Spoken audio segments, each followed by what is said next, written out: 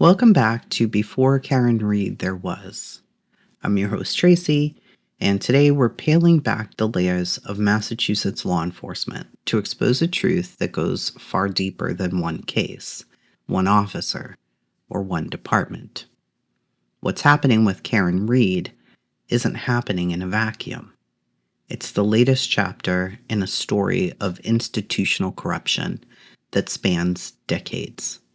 Today, we're traveling to New Bedford, where the salt air carries more than just the scent of the ocean. It carries the stench of police corruption so brazen, so systematic, that it makes the Karen Reed case look almost predictable. This is the story of Jorge Santos, a cop who terrorized an entire waterfront community while his superiors looked the other way. The facts that you're about to hear aren't rumors or speculation. They come from a 240-page internal affairs report, a Massachusetts State Police investigation, and sworn testimony from victims and fellow officers. Let's begin. George, or Jorge Santos, I'm going to call him George because that is what his colleagues called him, so most of the time I'm just going to refer to him as Santos. He was a product of New Bedford, born and raised in a city that had seen much, much better days. At 5'9", with pudgy cheeks and a pleasant smile, he wasn't especially imposing. He was a graduate of the city's vocational schools. New Bedford itself had changed dramatically by the time Santos joined the police force. Once upon a time, New Bedford was one of the wealthiest cities, built on whaling fortunes that Herman Melville immortalized in his literature. They called it the city that lit the world because of all of the whale oil that would power lamps across America. But when petroleum replaced whale oil and textiles fled to cheaper markets, economic decline followed fast. And what would fill the void was the drug trade. New Bedford's port location made it perfect for trafficking between the major cities.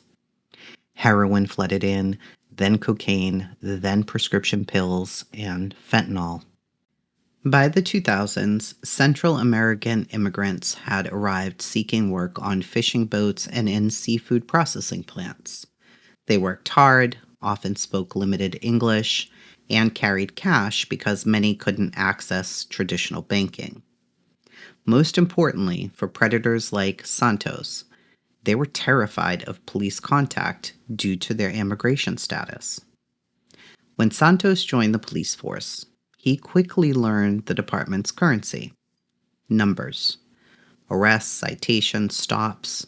These were the metrics that determined career advancement, and Santos delivered those numbers like few others. As a police recruit, he was considered earnest but raw. Supervisors would have to remind him about the dress code, but he was eager to work, and that eagerness quickly turned into something darker. The warning signs appeared early and escalated rapidly. During a training event on Martha's Vineyard, Santos got drunk and tried to fight an instructor. Any normal department would have terminated him immediately, but he got a pass. On another occasion, he conducted an unauthorized search of a fishing boat and was inadvertently left behind when the vessel departed. Again, no discipline. Perhaps most telling was a high-speed chase incident. Santos took off in pursuit of a suspect at dangerous speeds through city streets without ever notifying dispatch or requesting backup. The department only learned about it when terrified witnesses started calling 911, reporting a police car racing recklessly through their neighborhoods.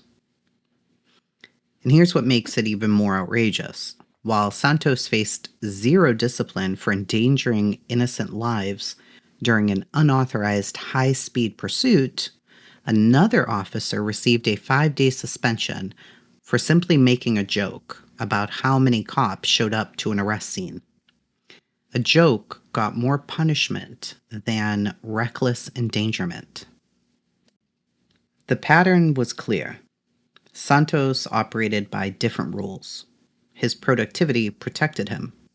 While other officers might go weeks between arrests, Santos was conducting stops at every single shift. His numbers were remarkable, but suspicious.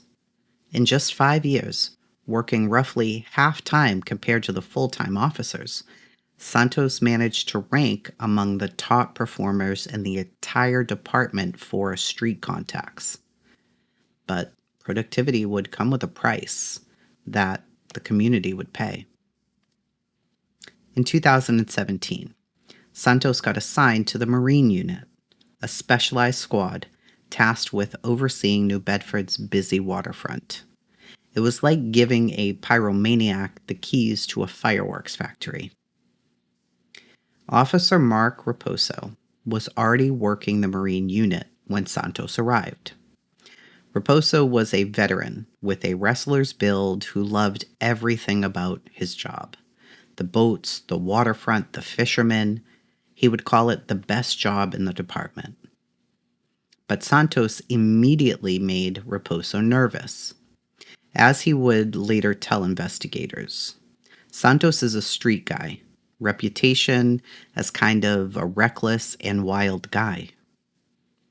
Santos's approach to Marine patrol was unlike anything the other officers had seen. While the unit was supposed to check boat registrations and work with the Coast Guard, Santos turned it into something entirely different. His patrol car became a fixture on the docks, circling endlessly like a shark hunting for prey. He wasn't interested in maritime violations. He had one obsession: prescription pills. He developed a systematic approach to predatory policing. He would target individuals that he perceived as vulnerable, usually Hispanic fishermen, hotel guests near the waterfront, and others who lacked the resources or legal status to fight back. His method was always the same. He would roll up, single out someone who looked vulnerable, and demand to search their vehicle or person. No request for license and registrations, no calls for backup, no probable cause, just the badge, the gun, and the assumption that his victims wouldn't dare complain. The question was always the same. Got any pills on you? The Spanish-speaking community gave him a nickname that spread through the waterfront: pastillas, Spanish for pills. To them, he was not Officer Santos. He was Officer Pills, the predator who prowled their workplace looking for an easy score. Captain Alfredo Loya had been coming to New Bedford's port for nearly 35 years when he first encountered Santos in 2017. Loya was a jovial man with a long salt and pepper hair. He captained fishing vessels up and down the East Coast for his whole life. He was skilled. He knew what to look for. And he was a professional. His first meeting with Santos was fine. Santos claimed to be part of the task force targeting drug trafficking on the waterfront. And given how opioids had devastated the fishing community, Loya initially supported the effort. But by the third or fourth stop, each involving extensive warrantless searches of his vehicle, Loya realized he wasn't being protected. He was being victimized. During one stop, Santos seized a prescription bottle containing about 100 Adderall pills that belonged to Loya's wife. Hours later, when Loya tracked Santos down and confronted him, the officer returned the medication, but only after trying to pressure Loya into becoming an informant. And this wasn't isolated. It was Santos' standard operating procedure. Kyle Curran, another local fisherman whose family had worked these waters for generations, experienced Santos' theft firsthand. Curran was carrying Suboxone, a medication for opioid addiction that he did not have a prescription for. When Santos arrested him, Curran was certain he had 10 strips of the medication, but only 3 made it on to the police report. Another victim, a Spanish-speaking worker, was certain he had 20 pain pills when Santos stopped him. 15 would show up in the arrest paperwork. And the pattern was always the same. Santos would find drugs during these illegal searches, but somehow few pills made it into evidence. Both the Curran case and numerous others were eventually dropped by prosecutors. But the message was clear. Santos wasn't just making arrests. He was taking his cut. He had perfected the art of coercion.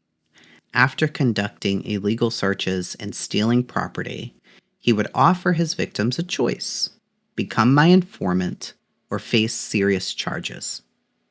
He specifically targeted the most vulnerable: people recently released from jail, those struggling with addiction, immigrants who were fearful of being deported. Internal investigators would later find that Santos violated departmental policies governing confidential informants by aggressively pressuring individuals during stops and arrests. The confidential informant system became his magic shield. Every time someone questioned his methods, he'd invoke those sacred words: confidential informant. It was law enforcement's equivalent of executive privilege, shutting down any questions before they could even begin. Officer Raposo grew increasingly uncomfortable with Santos's behavior. He would watch his colleague arrive at work disheveled, sweating even in the winter, obsessing over prescription drugs rather than doing actual police work. So he took an unprecedented step. He went to his supervisors, saying he would no longer back up Santos on calls because he did not want to put himself in legal or physical jeopardy. Think about that. A veteran officer was so concerned about his colleague's criminal behavior that he officially refused to work with him. This should have been the end of Santos' career right there. Instead, Sergeant Candido Trinidad, Santos' supervisor and mentor, chastised Raposo and warned him against voicing such concerns. Rumor spreading, Trinidad wrote in a 2017 email obtained later by investigators, is a violation of our department policy. By 2018, Santos's reign of terror had created widespread fear throughout New Bedford's waterfront. Workers began avoiding the docks unless they absolutely had to be there for work. Their impact was documented and measurable. Hispanic fishermen spoke in hushed tones about officer pills. Hotel workers near the waterfront reported Santos' conduct. Nothing happened. Some community members, fueled by alcohol and desperation, began discussing violence against him. Captain Loya would later recall overhearing some fishermen talking about wanting Santos dead. It was just desperate talk from desperate men, but it showed how far the situation had gone. In September of 2017, Santos's patrol car mysteriously burst into flames in his driveway. The official report would blame an electrical malfunction, but veteran officers laughed, and as one put it, "Funny how cars don't usually just catch fire for no reason." On June 21st, 2018, hours after his shift ended, Santos made or received 7 phone calls to individuals internal investigators would later describe as a pill addict and a fisherman, or a pill addict and a dealer. He also called police dispatch seeking contact information for a man with a lengthy criminal history. He was frantically trying to set up a drug score. But this time, he wasn't going to wait for someone to come to him. At 9:20 p.m. that night, Santos parked his gold Jeep Commander and walked in the darkness towards the Little Tootie, a scallop boat from Virginia that was preparing for a 10-day fishing voyage to Georgia's Bank. What happened next would expose Santos for what he truly was. The Little Tootie's crew was settling in for the night. Some were already asleep in their bunks when Santos forced his way onto the vessel. He had no warrant, no backup, no authorization. He was off duty, armed, and operating entirely outside of the law. He began tearing through the boat, screaming about drugs, ransacking personal belongings while fishermen were still in their beds. The crew got up immediately and someone called 911. 30 miles away in Providence, Captain Loya had just dropped off a friend at the Amtrak station when his crew called with this report. This armed man claiming to be police had invaded the boat and was demanding drugs. Loya knew immediately who it was. He turned his truck around and floored it to get back to New Bedford. When the 911 call came in, dispatchers immediately suspected that they knew who was responsible. And as luck would have it, it would be Officer Mark Raposo who got the call and knew he was walking into trouble. When Raposo climbed aboard the Little Tootie, he found exactly what he expected. Santos in the middle of what looked like an armed robbery, claiming he was following up on a tip from a confidential informant. Raposo would later describe the scene in an official statement as chaos, screaming, fighting, and Santos mumbling about informants while conducting what appeared to be a drug rip. Quote, "It looked like a drug rip. It looked like something out of a fucking movie. Pretty much bad guy robbing a drug dealer. That's what it is, except in this instance, the bad guy's a cop." End quote. Raposo hustled Santos off the boat and told the fishermen to lock up and lay low. But this time it was different. The Tootie wasn't operated by an isolated, vulnerable immigrant who could be intimidated into silence. It was a Virginia-based commercial operation with resources, connections, and a captain who was absolutely furious.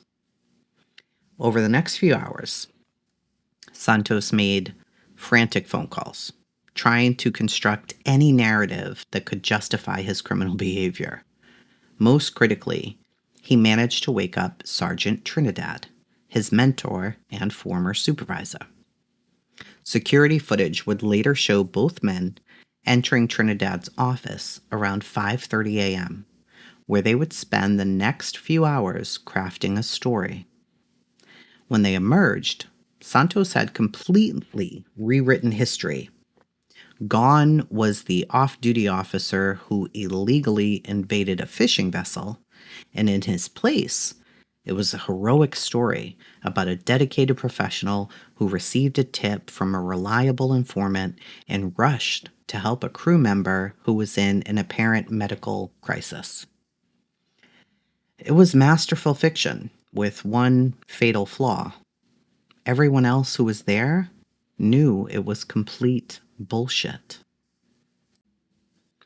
The Little Tootie crew stuck to their story.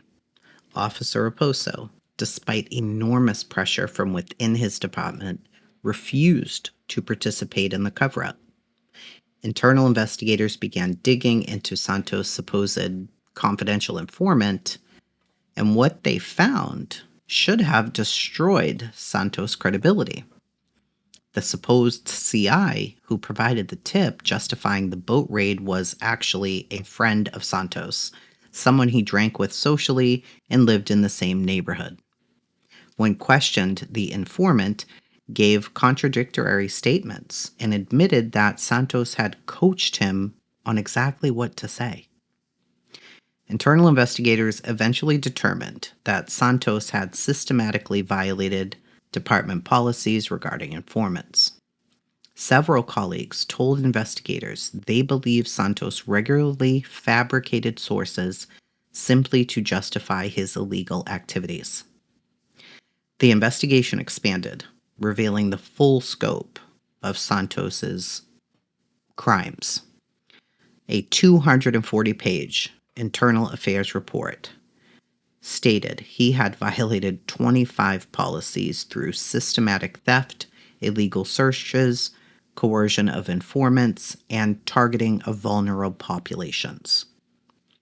Investigators would describe his behavior as shocking to the conscience, noting he preyed upon the vulnerable and violated their constitutional rights while concealing his crimes behind a badge.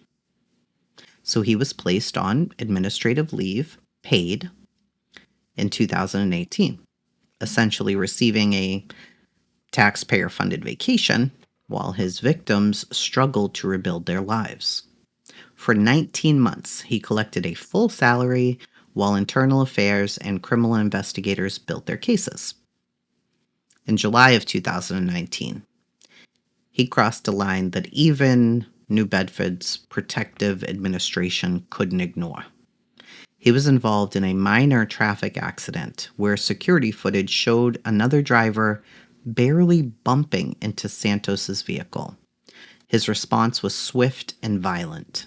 He jumped out of his car, physically yanked the other driver from their vehicle, handcuffed them, and detained them against their will until other officers arrived. This abuse of authority and physical assault finally triggered a criminal charge that stuck. The Mass State Police investigated and charged Santos with assault and battery and a civil rights violation for this incident. In late January of 2020, New Bedford Police finally took steps to terminate him. The mayor had set a hearing date, but within weeks, Santos would resign. His departure was without fanfare, a final gift from a department that had protected him for years. But here's where it actually becomes infuriating. Despite overwhelming evidence of criminal behavior documented in the Internal Affairs report, Santos faced minimal consequences for his years of crimes. He was charged for the 2019 assault, but according to the Boston Globe's investigation, a Bristol County grand jury heard testimony from dozens of witnesses about Santos's theft, illegal searches, coercion of informants, and targeting of vulnerable populations. But nothing resulted from those proceedings.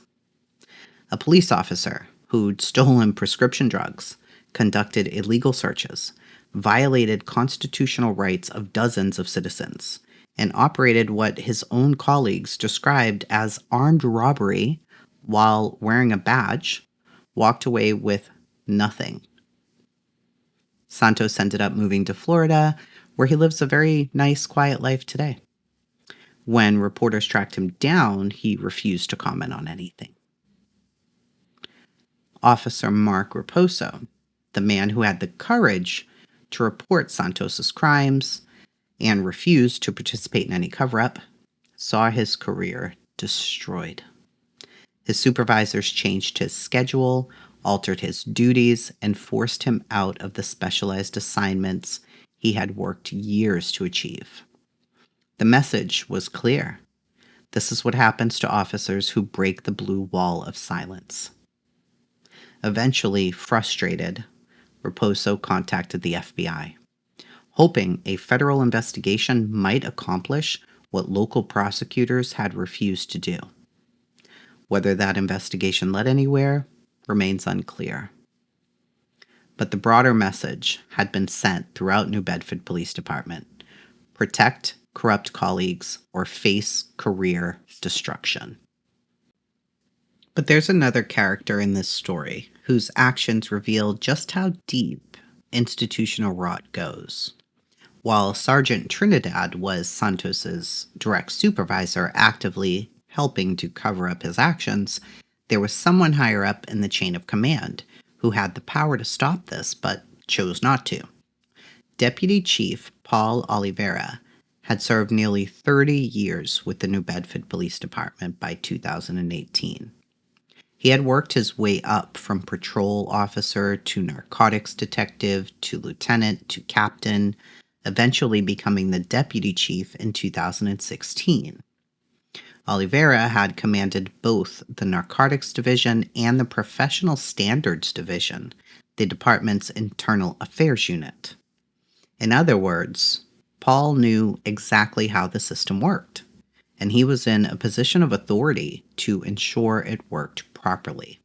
According to the Boston Globe's investigation, Paul brushed off repeated complaints that Santos stalked the waterfront, conducted repeated illegal searches and seizures, and preyed on Hispanic fishermen, violating the rights of countless people. When the internal affairs investigation into the Little Tootie incident was complete, Paul was the one who approved the report and then decided to do nothing about it. Here was a deputy chief who had received complaint after complaint about a rogue officer terrorizing vulnerable communities, and he was the one with the power to stop it all. He had the evidence to act upon. He had other officers telling him this, but instead he looked the other way. Fast forward to June of 2021. New Bedford Mayor John Mitchell, a former federal prosecutor who once led the task force that tracked down the fugitive gangster Whitey Bulger, gathered civic leaders and reporters for a major announcement. He had chosen the city's next police chief. His selection, Paul Oliveira. Quote, "This is an auspicious occasion because I've known this individual for a long time, and I am fully confident that he is up to this job." End quote. That is what Mitchell would tell the crowd who had gathered. Paul got up and spoke about how policing had changed dramatically and his commitment to police reform, but his promotion was sending a different message entirely. Enablers of corruption aren't punished. They're rewarded with the highest positions in the department. Pause and think about Auntie Bev. I believe she was just named Person of the Year in Norfolk County. In any case, the Santos case isn't unique. It is part of a documented pattern of Massachusetts police corruption that continues today. Consider our favorite guy, State Trooper Michael Proctor, the lead investigator in Karen Reed's case. Text messages revealed that Proctor's prejudice against her was from day one, from minute one, calling her derogatory names, expressing certainty about her guilt before completing his investigation. And just like Santos, Proctor decided, way before there was evidence, that there was guilt. Just like Santos, physical evidence contradicts theory. Just like past corruption cases, alternative suspects with law enforcement connections weren't properly investigated. The methods have evolved with technology, but the underlying corruption remains unchanged. The machine that enabled Santos' crimes is the same machine processing cases today.